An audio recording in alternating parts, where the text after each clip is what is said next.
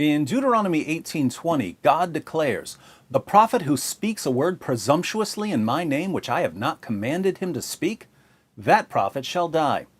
So, if someone claims to be a prophet but delivers a revelation that doesn't really come from God, he's a false prophet, according to Deuteronomy 18:20. In the History of At-Tabari, Volume 6, page 111, Mohammed confesses, "I have fabricated things against God and have imputed to him words which he has not spoken." So, Mohammed, who claimed to be a prophet, admitted that he delivered a revelation that didn't really come from God. If both of these passages are correct, party's over, Muslims. Your prophet was a fraud, a fake, a phony. Hence, if you want to believe that Muhammad was a true prophet, you either have to reject Deuteronomy 18:20, or you have to reject Muhammad's claim that he delivered a revelation that didn't come from God, or you have to reject both. Let's see how these escape routes are going to work out for you.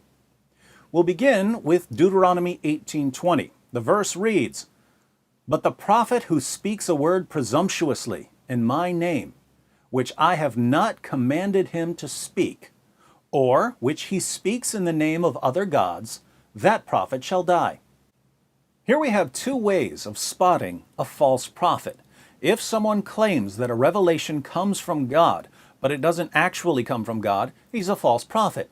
Or if he speaks in the name of other gods, he's a false prophet. Now, why should Muslims believe that delivering a false revelation and speaking in the name of other gods are signs of a false prophet? I can think of at least three reasons. First, these criteria seem intuitively obvious. It just makes sense to think that if a person promotes polytheism or says, "Here's a revelation that comes from God," and it's not from God, that person isn't a true prophet. If you want to reject these criteria, you have to say that a true prophet can promote polytheism or deliver revelations that don't really come from God, and that would seem like a pretty strange view. If even true prophets can speak in the name of other gods and deliver false revelations, how would we know when to believe them?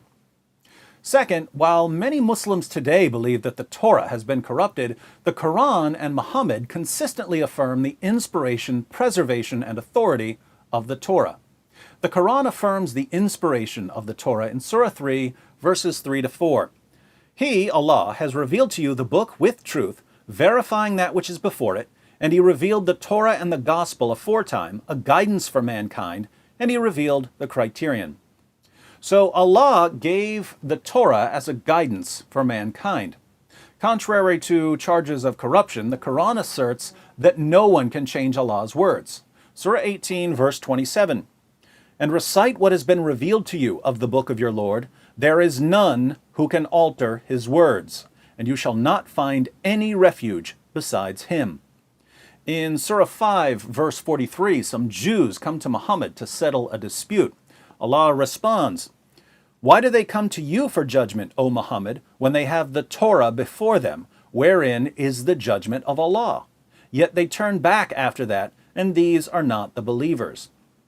So, according to the Quran, Jews don't need Muhammad or the Quran because they have the Torah. This makes no sense if the Torah was corrupted. The historical background of Surah 5, verse 43 is found in Sunan Abu Dawud 4449. The judge of a dispute would sit on a special cushion. Watch what happens when Muhammad sits down to judge. "They set out a cushion for the messenger of Allah, and he sat on it. Then he said, 'Bring me the Torah.' It was brought, and he took the cushion from beneath him and placed the Torah on it and said, 'I believe in you and in the one who revealed you.'" Not only does Muhammad speak to a copy of the Torah and say that he believes in it, which would be strange if he thought that it had been corrupted, he also puts the Torah on the judgment cushion. What's the takeaway message? Muhammad's not the judge. The Torah's the judge. This goes far beyond confirming the initial inspiration of the Torah 2,000 years earlier. Muhammad confirms the Torah in the hands of the Jewish community of his own time. And Deuteronomy 18:20 was in the Torah of Muhammad's time. So Muhammad and the Quran affirm the inspiration, preservation, and authority of the Torah. Muslims who reject Deuteronomy 18:20 are therefore rejecting Muhammad and the Quran. But it gets even better, because in Surah 7, verse 157, Allah claims, "Those who follow the messenger, the unlettered prophet, whom they find written down with them in the Torah and the Gospel, it is they who will prosper. Notice that according to this verse, Jews and Christians still have the Torah and the Gospel. Even more confirmation that the Torah hasn't been corrupted. But the verse also says that we find Muhammad mentioned in the Torah and the Gospel, and this has led nearly 14 centuries of Muslims to search for prophecies of Muhammad in the Torah and the Gospel. After nearly 14 centuries of searching, what's the most popular so-called prophecy of Muhammad in the Torah? A prophecy used by Zakir Naik and Shabir Ali and Jamal Badawi and Ahmed Deedat. It's the prophecy about the coming of a prophet like Moses, a prophecy found in, you guessed it, Deuteronomy 18. Deuteronomy 18 is the foundation of Islam's argument from biblical prophecy, used by Muslim apologists around the world to prove that Muhammad was a true prophet. The popular Brief Illustrated Guide to Understanding Islam uses Deuteronomy 18 as its primary evidence that the Bible predicts the coming of Muhammad. Author I.A. Ibrahim states, "The biblical prophecies on the advent of the Prophet Muhammad are evidence of the truth of Islam for people who believe in the Bible. In Deuteronomy 18, Moses stated that God told him, 'I will raise up for them a prophet like you from among their brothers. I will put my words in his mouth, and he will tell them everything I command him. If anyone does not listen to my words that the prophet speaks in my name, I myself will call him to account.'" Deuteronomy 18, 18-19. Now, if Muslim apologists around the world are quoting this passage to show that Muhammad was a prophet of God, they obviously regard it as inspired. And if they're granting the inspiration of Deuteronomy 18, verses 18 through 19, they obviously can't deny the very next verse, Deuteronomy 18, verse 20. So, from an Islamic perspective, Deuteronomy 18:20 is unassailable. And Deuteronomy 18:20 gives us two criteria for spotting a false prophet. If someone speaks in the names of other gods, he's a false prophet. If he delivers a false revelation, he's a false prophet. Interestingly, Muhammad did both when he delivered the infamous satanic verses. We learn about the satanic verses not from Jewish or Christian sources, but from early Muslim writings.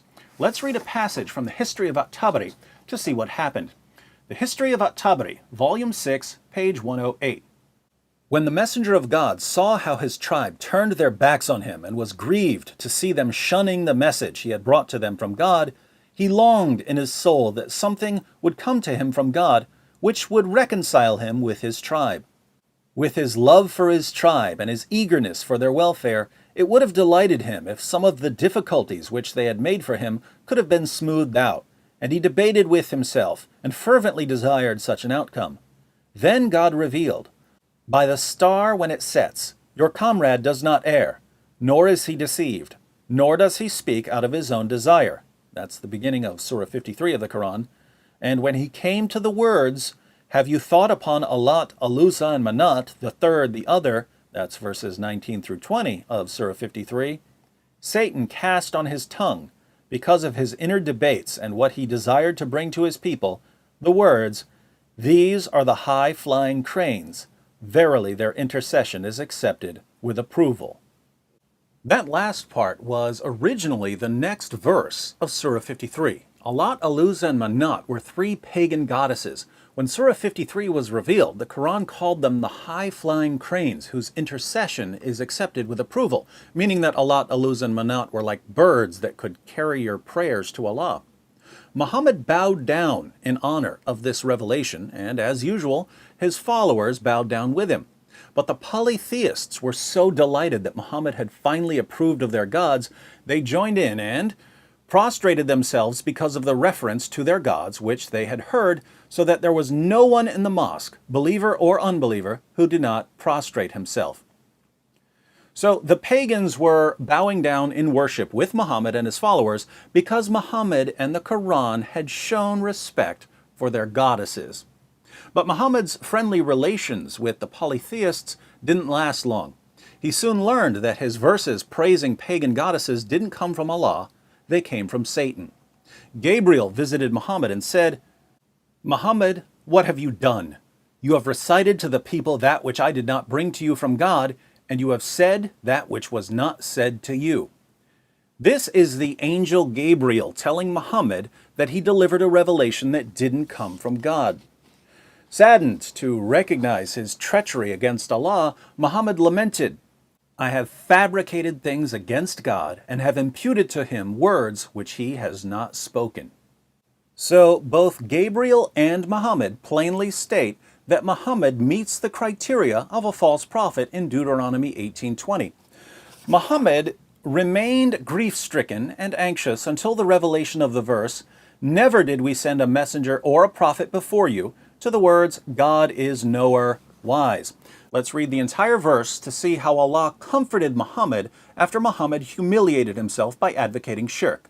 The verse reads, "Never did we send a messenger or a prophet before you, but when he recited the revelation or narrated or spoke, Satan threw some falsehood in it.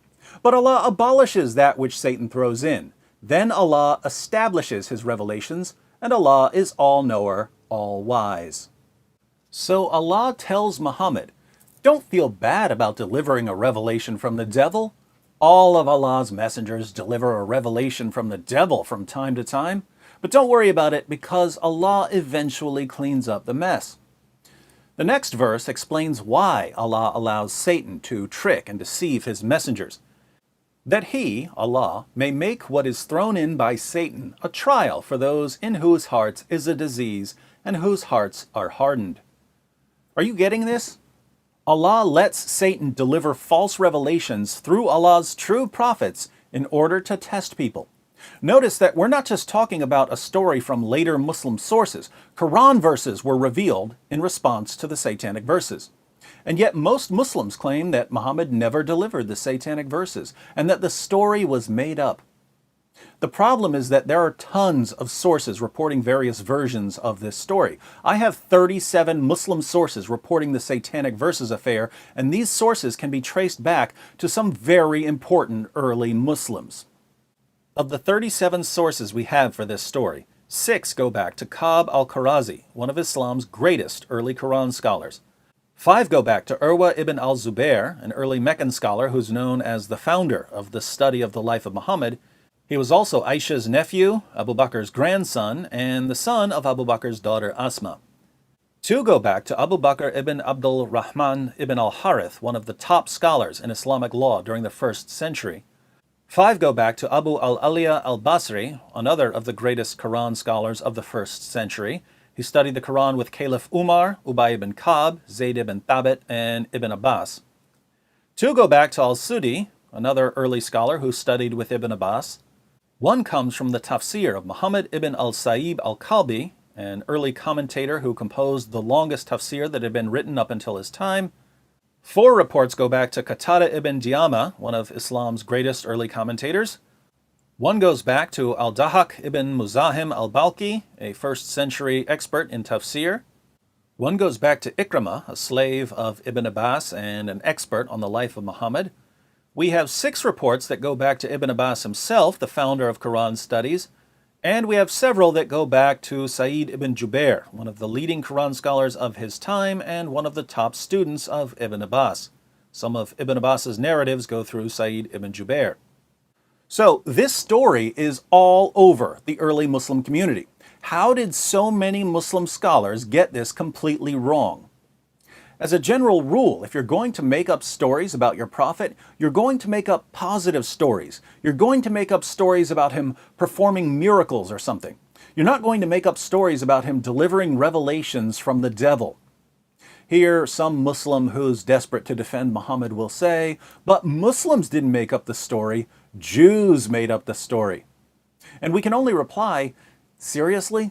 That's your explanation? Some Jews made up a story about Muhammad delivering a revelation from the devil, and Muslims believed it and put it in dozens of early sources? Do you really not understand what the early Muslim community would have done to Jews who were making up stories about Muhammad delivering revelations from Satan? The only way Muslim historians would have recorded such an embarrassing story is that they knew it was true and couldn't deny it. And we can see how embarrassing it was to Muslims because as time goes on, the story gets watered down more and more. The earliest versions of the story say that Muhammad delivered the satanic verses. Later versions say that Satan simply imitated Muhammad's voice so that people thought Muhammad delivered the satanic verses. So Muslims were embarrassed by the story, but the earliest writers just couldn't avoid it. By the time we get to the major hadith collections, centuries after Muhammad, Muslims were actively removing embarrassing material from their records. What's interesting is that even the hadith compilers kept parts of the story that they liked while ignoring the part about Muhammad delivering revelations from Satan. For instance, in Sahih al-Bukhari 4862, we read, narrated Ibn Abbas, the Prophet performed a prostration when he finished reciting Surat an-Najm, Surah 53, which contained the satanic verses when Muhammad revealed it, and all the Muslims and al-Mushrikun, polytheists, pagans, idolaters, and disbelievers in the oneness of Allah and in His Messenger Muhammad, and jinn, and human beings prostrated along with him. Wow, why would pagans and idolaters bow down when Muhammad finished reciting a surah? Bukhari adds a heading suggesting it's because Surah 53 concludes with a verse that says, so fall you down in prostration to Allah and worship Him alone. Alone isn't in the Arabic. But why would pagans and idolaters who rejected Muhammad bow down in response to a Quranic verse telling them to bow down? It doesn't make sense. They didn't believe in Muhammad's revelations. So why did they bow down? Well, we know from Muslim sources that came long before Bukhari exactly why they bowed down. They bowed down because Muhammad showed reverence for their gods. They bowed down in honor of Muhammad promoting polytheism. Later, he changed it so that it affirms monotheism.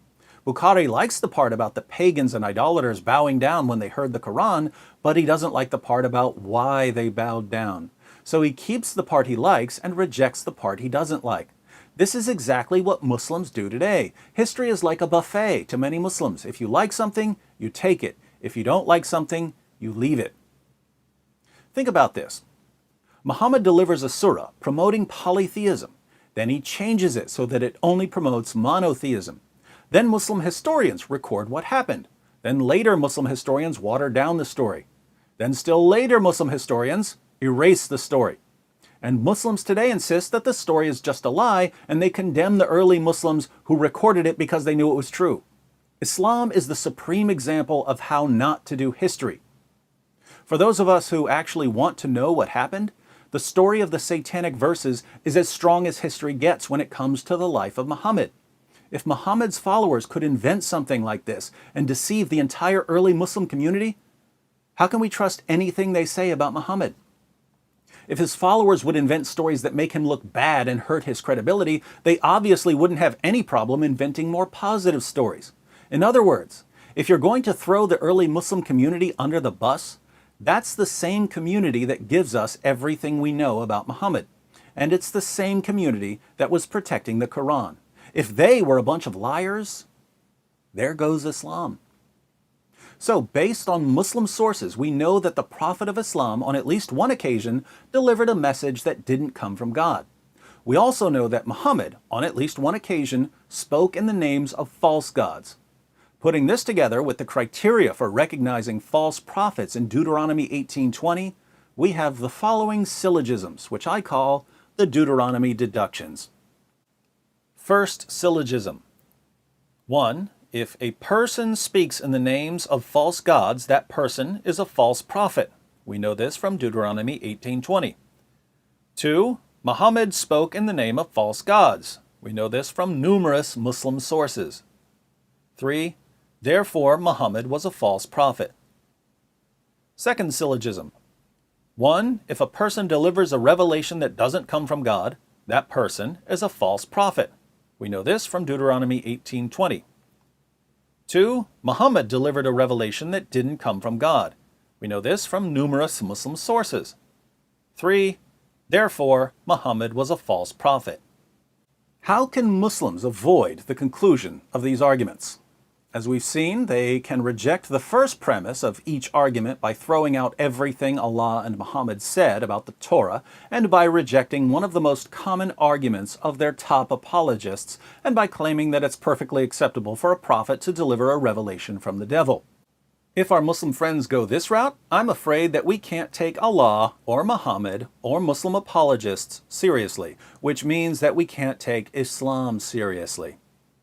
Alternatively, Muslims can reject the second premise of each argument by claiming that Muhammad never delivered the satanic verses. Here again, if our Muslim friends go this route, we can't take the Quran seriously since verses of the Quran were revealed as a response to Muhammad delivering the satanic verses, and we can't take Muhammad seriously because we can't know anything about him since the only people who passed on information about him were, according to Muslims, the biggest bunch of liars who've ever walked the planet. So, my Muslim friends, we can either accept the Deuteronomy deductions and go over the evidence points, in which case we have to reject Muhammad, or we can reject the arguments and deny the evidence, in which case we still have to reject Muhammad. Either way, we have to reject Muhammad. I know this is hard to hear, but when you follow a false prophet, you need to hear it. You need to hear that, according to your earliest sources, your prophet couldn't tell the difference between a revelation from God and a revelation from Satan, and that this makes him a false prophet, according to God's true prophets.